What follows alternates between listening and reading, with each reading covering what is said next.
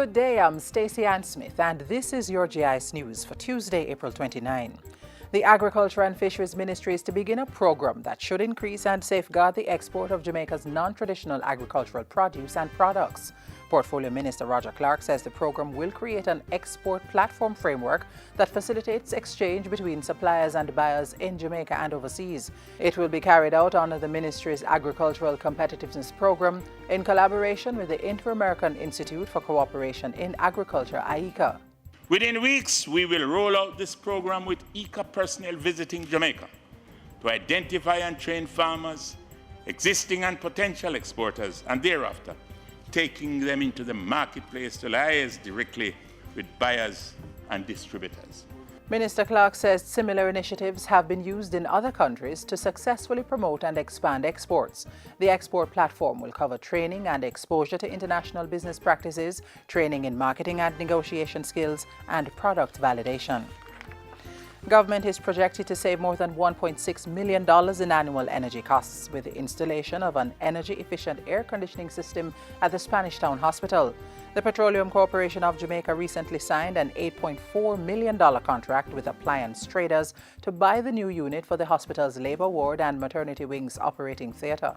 The government is absolutely serious about our efforts at energy conservation and efficiency.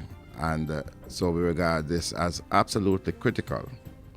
And the aim is not to pursue this as we have done in the past in one-off efforts, but to make it a sustainable activity for the foreseeable future.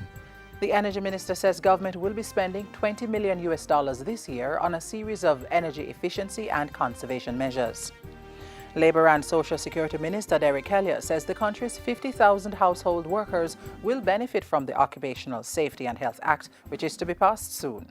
When this act finally comes into being later this year, it will have within its provisions for the safe use and handling of chemicals at work and will be applicable to all places of employment, including dwelling houses where domestic workers carry out varying duties.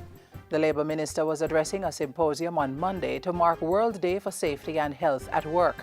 It focused on safety and health in the use of chemicals at work. Minister Kelly pointed out that while domestic workers are exposed to chemicals in their line of work, they currently have no protection under the Factories Act. That's one of several inadequacies to be rectified under the new Occupational Safety and Health Act. The Act will also establish a Joint Health and Safety Council to monitor the safety and well-being of workers.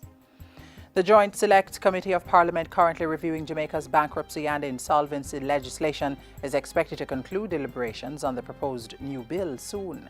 The legislation consolidates the laws relating to bankruptcy, insolvency, receiverships, provisional supervision, and winding up.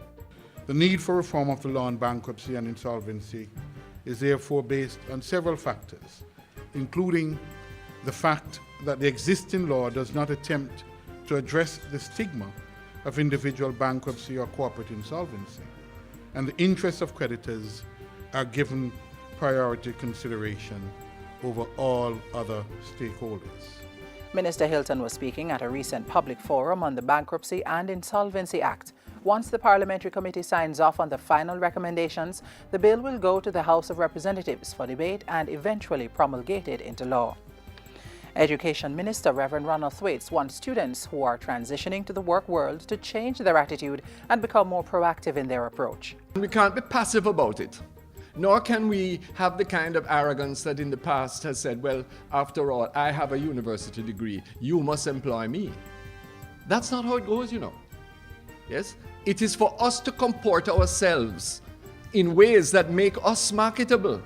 The minister made the appeal at a recent school-to-work transition survey session. And that's it for JIS News Today. I'm Stacey Ann Smith. Thank you for watching.